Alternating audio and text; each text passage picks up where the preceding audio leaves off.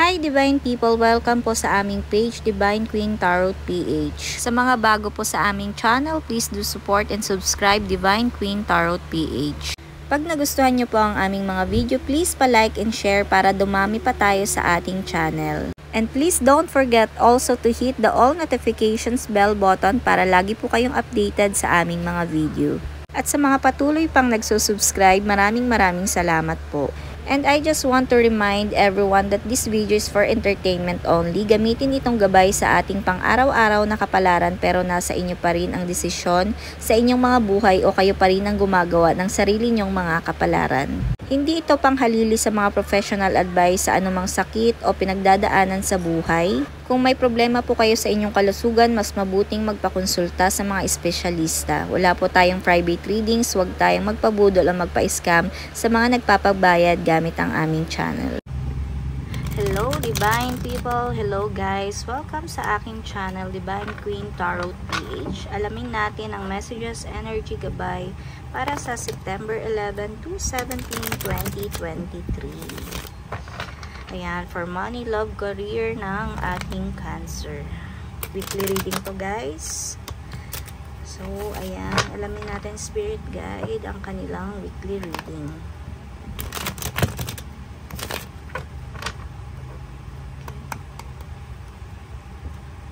Excuse me. So,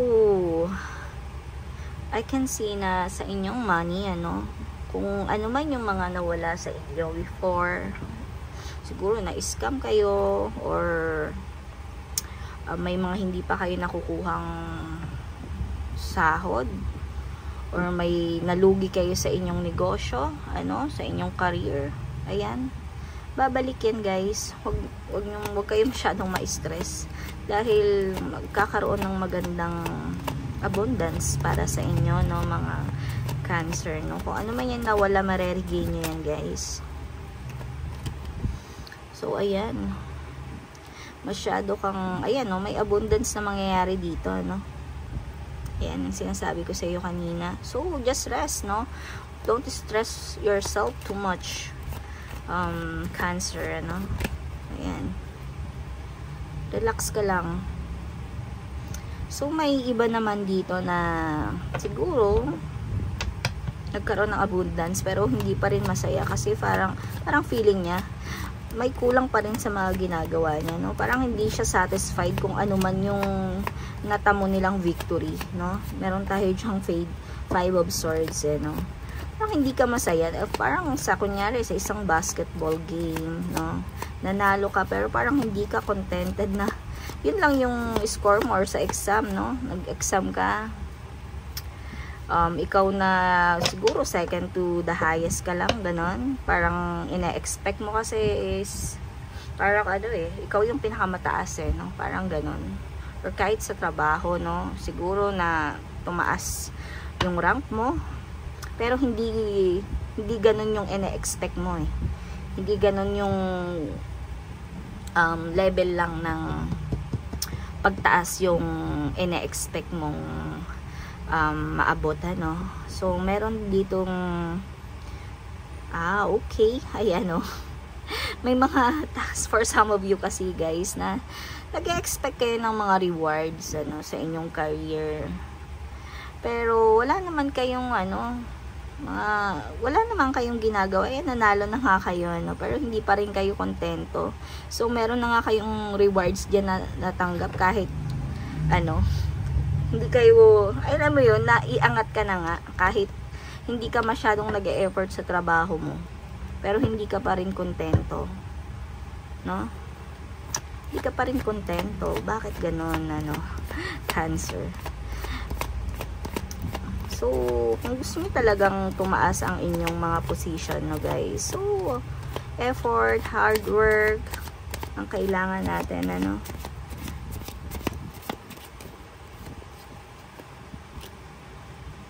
So, ayan, masyado kayong natetension ngayon. You're so anxious, Cancer. Masyadong mabilis yung nangyari. At dahil yan din naman ang gusto nyo, di ba? Mabilis ang pag-angat. Yung binigay sa inyo, pero hindi pa rin kayo satisfied. You're not contented, You're not contented regarding to your career sa pagtaas ng iyong posisyon. Kasi ang nakikita dito parang nakikita sa'yo ng boss mo, bakit ko siya iaangat sa ganong position? Hindi ko pa naman nakikita yung talagang effort niya na mahal niya, kung gaano niya baka mahal yung trabaho niya. Baka hindi pa nakikita sa inyo na, although mahal na mahal niya yung trabaho niyo, pero sa nakikita ng mga nakakataas sa'yo or mga katrabaho mo, syempre nagkakaroon niya ng kinakausap din yung mga ibang katrabaho mo, iaangat na ba natin tong taong to? Iangat na ba natin sa position? So, siguro may mga nagsuggest din na iba na wag muna sa ganyang kataas, baka hindi niya pa kayanin. So, kulang pa yung nakikita nila sa'yo. Para sa iyong love, Cancer.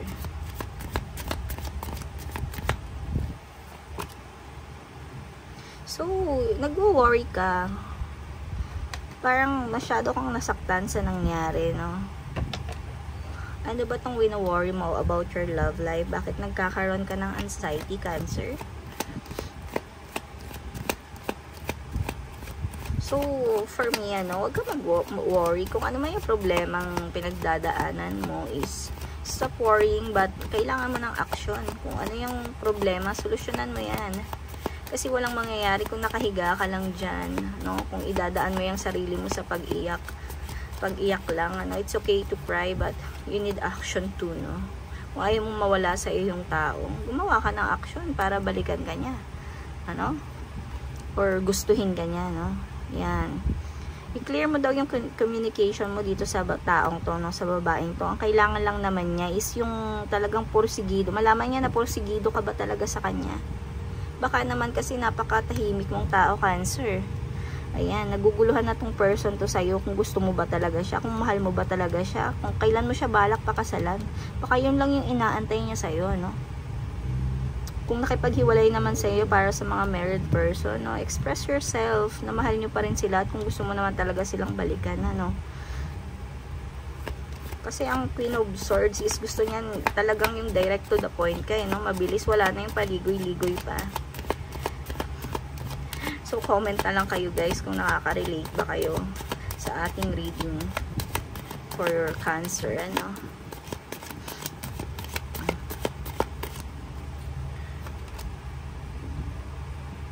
See? Baka naman kasi masyado na siyang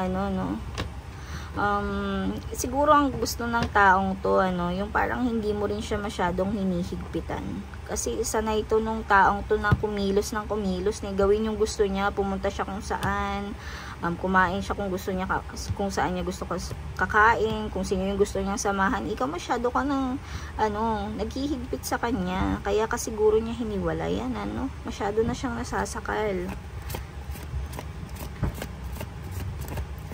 Parang feeling niya tuloy, parang wala na siyang power para makisama pa sa ibang tao sa paghihigpit mo, Parang tuloy nahihiya na siya sa sarili niya.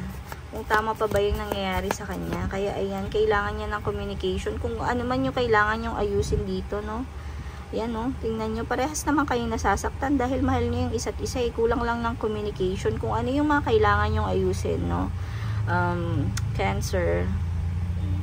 Try to change din. Kung masyado kang siloso, kailangan mo ding magbago. Dahil hindi lang naman ikaw yung kailangan na magdesisyon sa inyong relasyon, Bigyan mo rin siya ng boses. Tulad nga ng sabi ko kanina, nalulog ba talaga yung phone ko kasi hindi ko siya guys na ready, So katulad nga ng sabi ko kanina, ang taong to is mahilig makipag-socialize, mahilig mag-TikTok, mahilig sa baka naman kasi pati pagti-TikTok or is pinagbabawalan mo, maybe this person is younger than you. So yan, marami ka daw kasi ring mali, kaya nararanasan mo to.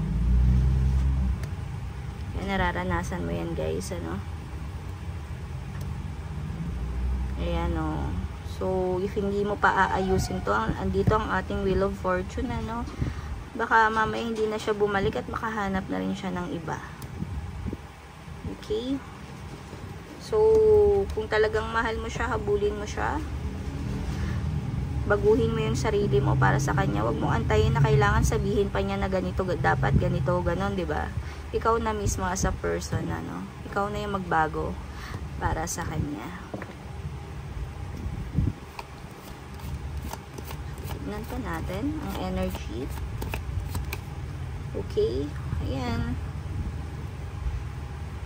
So, minsan kailangan mo rin daw tanggapin ng Cancer na ganyan talaga ang buhay. Minsan may umaalis, may dumadating, may pera, minsan may darating na pera, minsan wala, no? Minsan gipit na gipit ka. Minsan marami kang kaaway, minsan naman andyan yung mga kaibigan mo para sa'yo. Paging positive ka lang, tanggapin mo na meron talagang, huwag ka masyadong, kasi karang nagkakaroon ka na ng anxiety, ano? Na ganyan talaga ang buhay, hindi lang ikaw yung nakaka-experience niyan. May positive and negative talaga na energy sa ating buhay, ano? Lalo na sa ating kaperahan, sa mga tao nating nakakasama.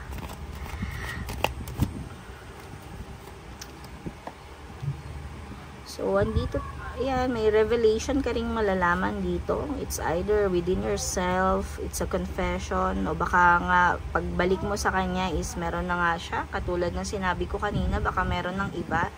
Ano?